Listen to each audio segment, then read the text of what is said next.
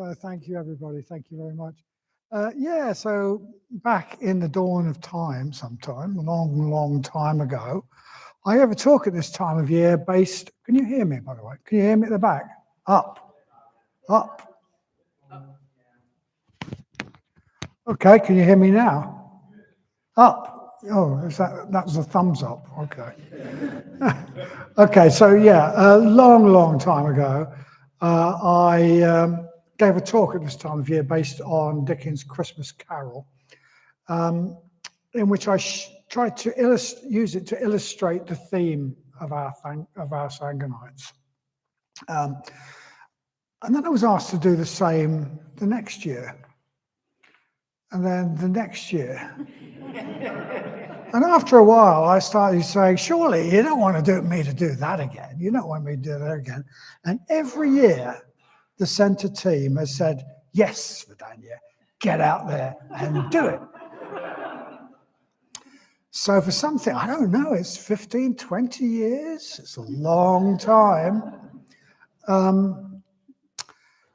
I've tried to find a way of relating the story of Scrooge to whatever theme we've been exploring. So we've had Scrooge and the 4 reflections that turn the mind, Scrooge and the 7 stages of the puja, Scrooge and the 5 aspects of the spiritual life, twice, Scrooge and shocking Buddhist ideas, I like that one, Scrooge and radical reality, Scrooge and the teachers of the past, that was difficult, and even Tantric Scrooge. Twice. Again. So how does he do it, you might ask? How does he do it? How does Vadanya find a way of relating this story to all these different themes? That Vadanya must be a genius. Well, that might be true. But actually, it isn't that difficult, really, because Dickens' story, it's a true story. I mean, not in the sense that it's fictional, but it's a good description of the spiritual state of one human being and how that changes. And of course, that's what the Dharma is about. So it's easy. It's easy to relate, and it's always easy to relate because it's a great story about that. And of course, it's about growth, and the Dharma is about growth. So it's always easy. So I hope I'm right here because I have been out of action for quite a long time. I think this autumn and winter we've been looking at the Wheel of Life. Whew. That's good. So my task this year is to show how the story of Scrooge relates to the Wheel of Life. Wish me luck. To start with, I'm afraid I'm going to have to give a recap of the wheel. I'm sure you remember about the Wheel of Life. But so at the hub of the wheel, we've got these 3 animals representing greed, hatred, and delusion. And they're pedaling the wheel around. Right now, they're being fed energy drinks and perhaps amphetamines by the advertising industry, by political polarization, by social media, etc., etc. So they're pedaling furiously, these 3 animals. That's the hub. And then on the rim of the hub, we have 12 images representing the 12 links of the chain of karma. So these 12 links describe how karma works. They describe how our past can determine how we act in the present. How we act in the present creates our future. And then the future, of course, becomes our past. And that determines how we act in the present. And so on, round and round in an endless circle. A wheel, in fact, unless we do something about it. But luckily, these 12 links making this chain also show us the famous gap, the point of freedom where we can decide not to do what our past conditioning tells us to do, but to do something different and to create a different future. So, so we have a hub, hub of the wheel with the 3 animals furiously pedaling, and we have the 12 links of the chain of karma around the rim of our wheel. And between these, where the spokes would be, we have 6 scenes illustrating what are called the 6 realms. 6 ways of being that sum up the different ways we can be as long as we're in samsara. Traditional Buddhist schools tend to see these as 6 actual places that you can be reborn after death. But these realms are also states we can live in this life. And if you go out in town, you can meet people in all of the realms. And we ourselves, if we're honest, we will have spent time in probably all of these realms or many of these realms ourselves, although we might have a favorite one.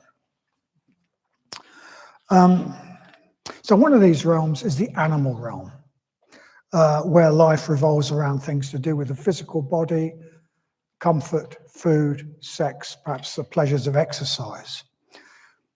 There's off as far as it goes, but the trouble is that there's no higher intellectual or artistic or spiritual life. And in each of the realms, the Buddha appears and offers what's needed to get out of that realm.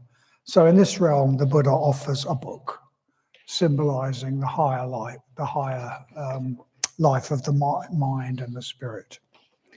Then another realm is the hell realm, a place of constant suffering, a realm of heavy negative mental states and perhaps actual physical suffering if we can't rise above it.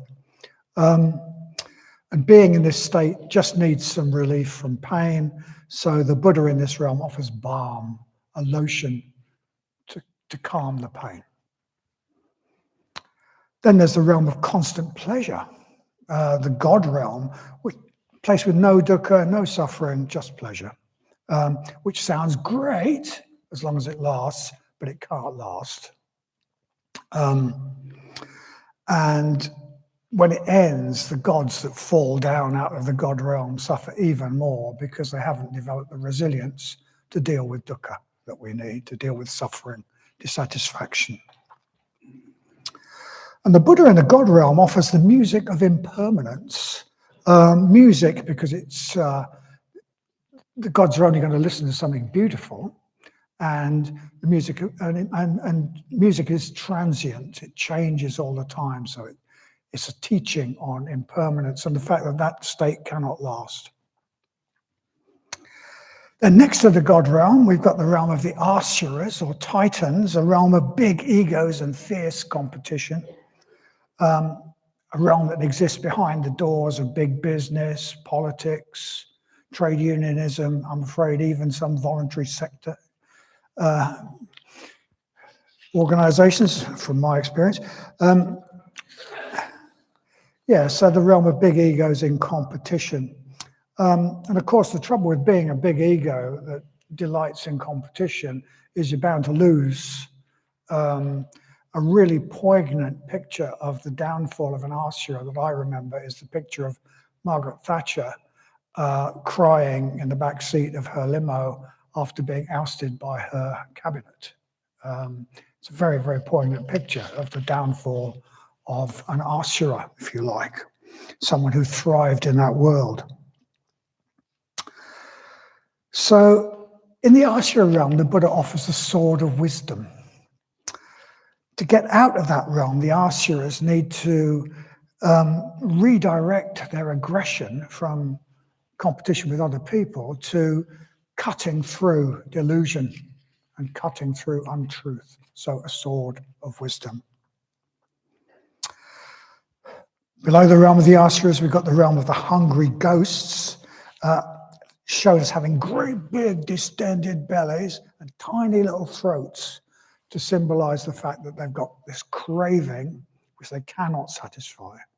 They're trying to satisfy it by shoving something down their throat that doesn't satisfy. In fact, it turns into swords and sticks out of them in their throat or their bellies. That causes them suffering. So this is the realm of addiction, of craving for something that can't satisfy the need we feel but actually causes suffering. Most obvious example would be substance addiction of some type, where we crave something that just increases our craving and harms us in the process. But it's also the realm of less obvious addiction. So we might eat too much junk food because we feel anxious, doesn't satisfy the need. We might go shopping because we feel unloved. We might indulge in pornography because life seems boring and empty. Or we might spend too much time distracted by our phone because we just don't like the background dukkha of boredom in our normal state of life. So in this realm, what the Buddha offers is food that really satisfies. He offers the thing that will satisfy the real need that the hungry ghosts are trying to satisfy by their various addictions. Then the last of the 6 realms is the human realm. People with human bodies can live in all the 6 realms. So this, we could say, it's the truly human realm. It's the realm of the true humans. It's a state in which there is some happiness and pleasure and some dukkha and suffering, which is precisely the mixture we need to gain enlightenment, because we need some dukkha, but not to be overwhelmed by it. We need some dissatisfaction. The truly human realm is also a place of connection with others, of cooperation, of the potential for friendship, metta, compassion, gratitude. The beings in the other realms are all wrapped up in themselves. True humans live in relationship to others. And of course, what the Buddha offers in the human realm is the Dharma, because humans can benefit from the Dharma, they can gain enlightenment. Okay, so let's look at the story. So we're introduced to one Ebenezer Scrooge, a character who's become so famous he's entered our language. And Scrooge is a successful man in the terms in which our society measures success. He's a successful businessman. He has plenty of money. In fact, what he is famous for is being obsessed with money. Very reluctant to give any away. So Dickens describes Scrooge as squeezing, wrenching, grasping, scraping, clutching, covetous. Hard and sharp as flint from which no steel had ever struck a generous fire. Self-contained, secret and solitary as an oyster.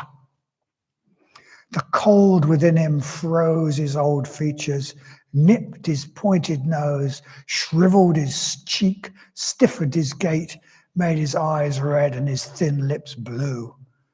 He carried his own low temperature around with him.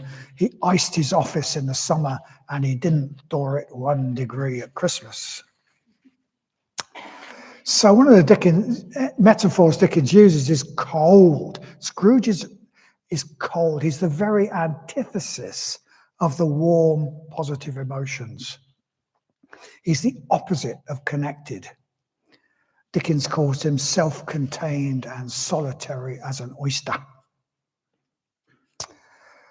So that tells us one realm that Scrooge definitely does not inhabit. At the start of the story, anyway, the human realm is a realm of connection with others, cooperation with others. True humans exist in relationship with others and with the world around them. They experience affection, friendship, metta, gratitude. That's what we experience. So Scrooge isn't in that realm. Scrooge doesn't have any empathy for others, no sense of solidarity. He doesn't want friends. He has no compassion. He tells some people who come around collecting for the poor, he tells them, are there no workhouses? Are there no jails? And if some do die, that will reduce the surplus population. Dickens tells us nobody ever stopped Scrooge in the street to say, "My dear Scrooge, how are you? When are you going to come around to see us?" But what did Scrooge care? He edged his way along the crowded paths of life, warning all human sympathy to keep its distance. So although it's Christmas Eve, It should be the season of goodwill. Scrooge is thoroughly nasty to his nephew and refuses his invitation to Christmas dinner. He's thoroughly nasty to his poor clerk, Bob Cratchit. He's thoroughly nasty to the charity collectors who come around for the poor. He's not in the human realm at all. And when his nephew wishes him a Merry Christmas, he famously replies,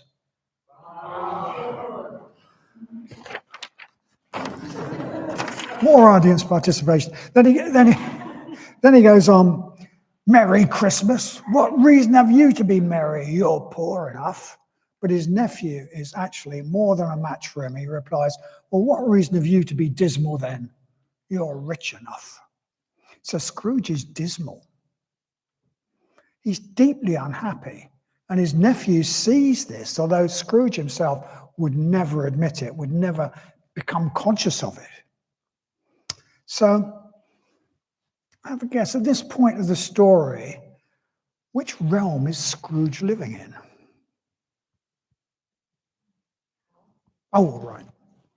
I think at the beginning of the story, Scrooge is living in the realm of the hungry ghosts. His real need, which is making him dismally unhappy, is for human connection, for friendship and the positive emotions that go along with that. But for reasons to do with his past, which we'll come to, he cannot see this. He doesn't want to see that that is his need. So he tries to satisfy the hunger and emptiness that he feels by metaphorically stuffing money into his distended belly. But of course, that isn't going to satisfy his need. It makes it worse by making him even more cut off from others, and it harms him. It turns into swords. So Scrooge has become a hungry ghost, addicted to accumulating money that does him no good whatsoever. And it does nothing to satisfy his real need. He's a ghost. So Dickens described him as cold, dead with shriveled cheeks and blue lips. A ghost that chills the atmosphere around him, even on a summer's day. So that's how Scrooge is at the start of our story. But as it goes on, Scrooge is helped to escape from the realm of the hungry ghosts. He's helped to find the food that really satisfies. So he escapes and he is reborn in a different realm. He starts out in a dark place, and the story starts by showing him at a dark time of year.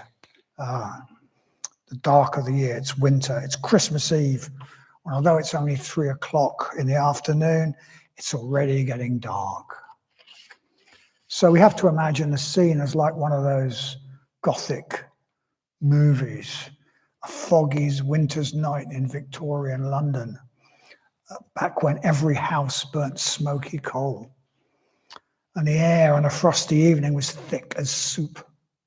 And as night falls, Scrooge makes his way home through the gloom. He gropes his way to his usual inn, and he eats his usual lonely evening meal. And then as the cold, foggy night falls, it's just about dark as he gets home. And in the gloom, he reaches for the doorknob, but instead of his usual doorknob, what he sees is the head of his old business partner, Jacob Marley, who's been dead these last 7 years. Then he pulls himself together and opens the door and double locks it, thinking that that's going to keep out what's troubling him. But when he gets into the hallway of his big, empty, dark, gloomy house, he thinks he sees a hearse with a coffin in it going up the stairs. And then when he gets into his dark, gloomy living room, he sees his ornate fireplace, which has got figures carved in it. He sees each figure. In each figure, he sees the head of his old dead partner, Jacob Marley. Then a bell starts to toll. and he hears the clanking of chains, as though someone is dragging them across the floor. And Jacob Marley's ghost appears, looking very miserable and all wrapped around with chains. And Marley's ghost gives Scrooge a terrible warning. He says, the reason he is wrapped in chains is because of his self-centered life, in which he didn't care about anyone but himself. He says, the chains are of his own making. He made them by his mean and selfish life. He says, I wear the chain I forged in life. I made it link by link, and I girded it of my own free will. Would you like to know the weight of the chain you bear yourself? It was just as heavy as this 7 Christmases ago, and you have been working on it since. It is a heavy chain. So he's warning Scrooge that unless he changes his life, he will face the same horrible fate, doomed to wander around as an unhappy spirit, dragging the chains he created by his actions. Now, I'm sure that Dickens had never heard of the 12 links of the chain of karma, but in a way that's what he's describing here. He understood the reality of the law of karma clearly, and he used the same metaphor of the chain to symbolize the way we create chains by ourselves, by our actions, and by the way we accumulate karma. So exactly the same metaphor as around the wheel of life. So Jacob Marley's ghost gives Scrooge this terrible warning. And he tells him he must change. And he says that Scrooge will see 3 more spirits as the night goes on, which might bring this change about. But completely in character for someone who's completely out of touch with their emotions, Scrooge says, well, you've already warned me. Can't we do without the 3 spirits?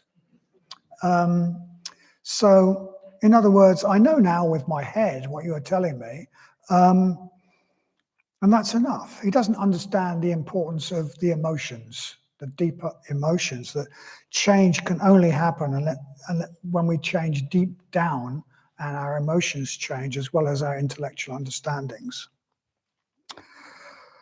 But Marley's ghost tells him that's not going to work. That's not going to work. There won't be any real change unless Scrooge experiences the emotions that the 3 spirits will lead him to experience. He might know he needs to change, but that's not going to be enough. And then in the course of the night, sure enough, these 3 spirits appear as he tries to get some sleep in his big, dark, gloomy house. The first one that appears at 1 a.m. is the ghost of Christmas past. So this ghost wants to show Scrooge some things from his past. But Scrooge really does not want to know. He resists. He's anything but receptive. And I mean, it's a bit of a comical episode. Light shines out from this ghost. And Scrooge tries to snuff it out with a candle snuffer. Problem of scale. I have a problem of scale here. I mean, it must have been a very big candle snuffer. But anyway, Scrooge tries to snuff the light out with a candle snuffer.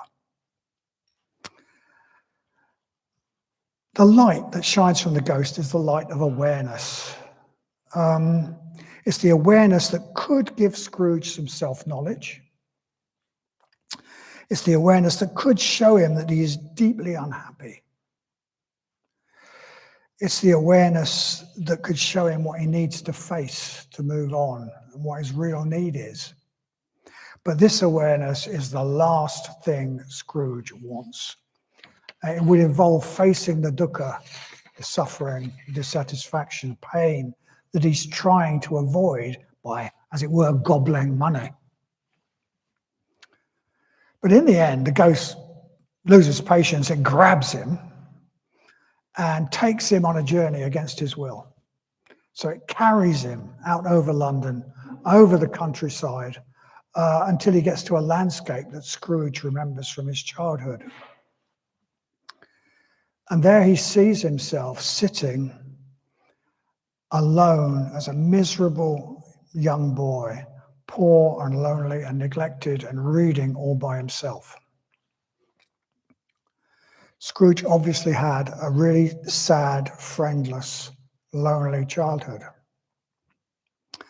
And at some level, he is still that child. He's still carrying that sadness and loneliness. He's still that person. But the last thing he wants is to be aware of that. Sadness and loneliness are not emotions he will allow himself to feel. So until now, he's refused to be aware of them. The ghost had to drag him unwillingly to see his own sadness. So when we refuse to be aware of emotions like those, they don't go away. They just rule us from the shadows, basically, and determine how we live. Scrooge's whole way of life, his existence in the realm of the hungry ghosts, this is all an attempt to get away from the dukkha that he feels because of the sadness and loneliness he's still carrying, but is not acknowledging. And when we refuse to be aware of painful emotions, that tends to freeze out all emotions, so we don't feel anything. But against his will, the ghost drags him to an awareness of his sadness and loneliness. And having become aware of it, having seen the child he was, he can make friends with that child. He can relate to that child. He could become more of an integrated individual. He could not be cut off from that part of himself, which is still there. And this releases a flood of positive emotion in Scrooge. He feels compassion for the suffering of his younger self, and this immediately turns into compassion for other children like the child he was. He gets an uprush of regret for having turned away a child who came to his door begging for food. He's also shown his sister who died as a young adult, and he re-experiences the sadness that he felt at her death and his fondness for her, the love that he had, which is frozen out. And then he's shown himself in his first job with his close friend Dick and his very kind employer, great Dickensian name, Mr. Fezziwig. He remembers the kindness his employer showed him, and the generosity, and he feels a strong uprush of gratitude. So for Scrooge, an awareness of the suffering he experienced as a child comes into the light of consciousness. And when this does, he finds that it opens the door to empathy for others, compassion for the suffering of others, and metta, gratitude. So then the ghost of Christmas past vanishes. But this ghost has started a change in Scrooge, a big change in Scrooge. So when the next ghost appears, the ghost of Christmas present, Scrooge is open to what it has to show him, not resisting. He says, if you have anything to teach me, let me profit by it. Very different to before. And this new ghost shows other people enjoying Christmas, shows other people enjoying their warm, close relationships with others, shows him the joy of connectedness, shows him his nephew enjoying a warm, convivial meal with his friends and his fiancée, shows him his poor clerk, Bob Cratchit, who turns out to be not so poor after all, but to have a richer life than Scrooge because he loves others and is loved by others. And hardest to take of all, it shows him himself as he looks in other people's eyes. So his clerk's wife describes him as an odious man. And his nephew tells his fiancée that Scrooge is a comical old fellow. This is a pretty difficult dose of self-knowledge for Scrooge. He starts to see himself as he is, and he starts to be sick, feel sick of what he has become. He's ready for a spiritual death. He doesn't want to be the self he's become anymore. And then finally, in the last watch of the night, the third spirit appears to him, the ghost of Christmas yet to be. And Scrooge sees his own death and the legacy he leaves behind him. He sees what the businessmen who he thinks of as his peers, he sees what they really think of him. One of them says it will be a very cheap funeral because no one will go. Another one says that he'll go for the free lunch. He sees a couple who owe him money and are in danger of being thrown out of their house. And he hears them say that they are glad that Scrooge is dead.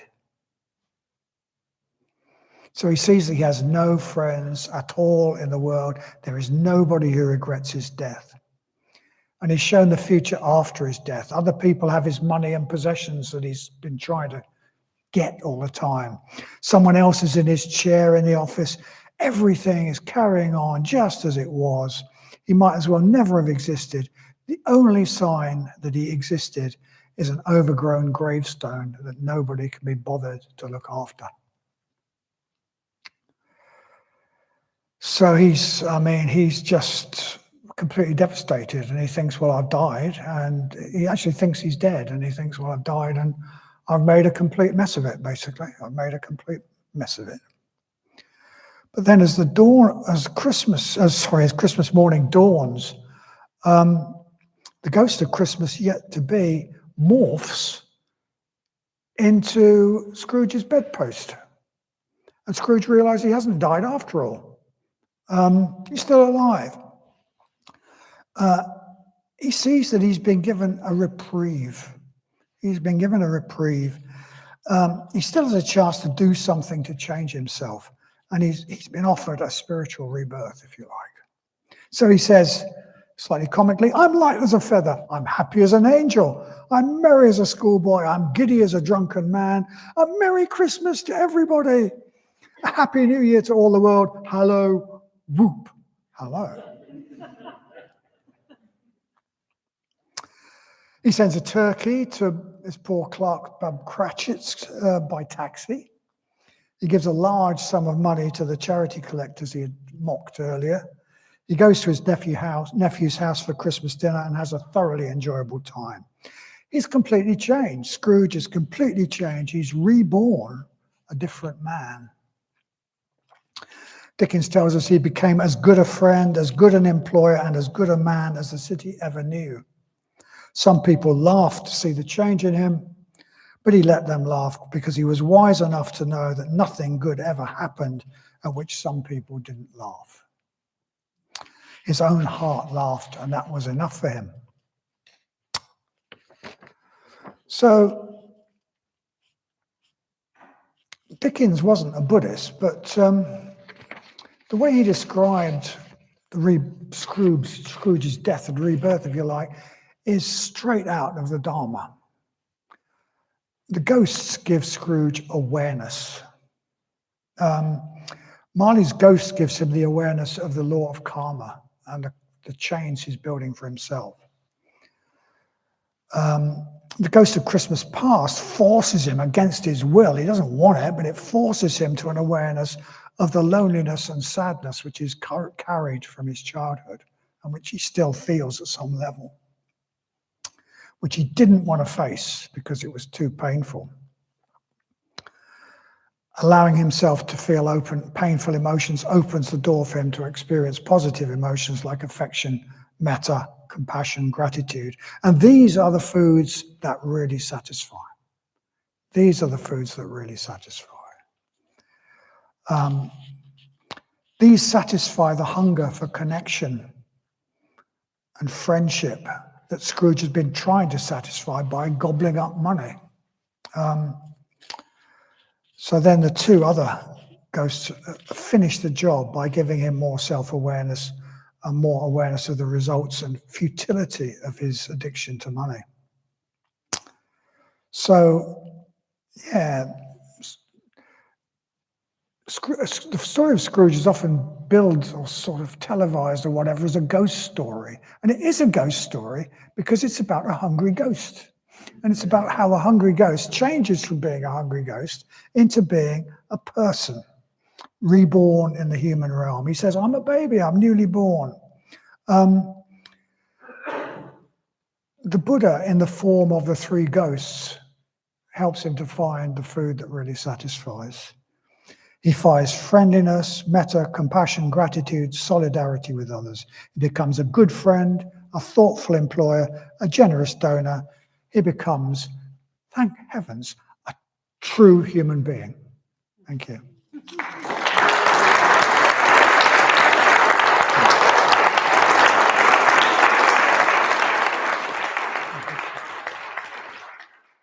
Some questions?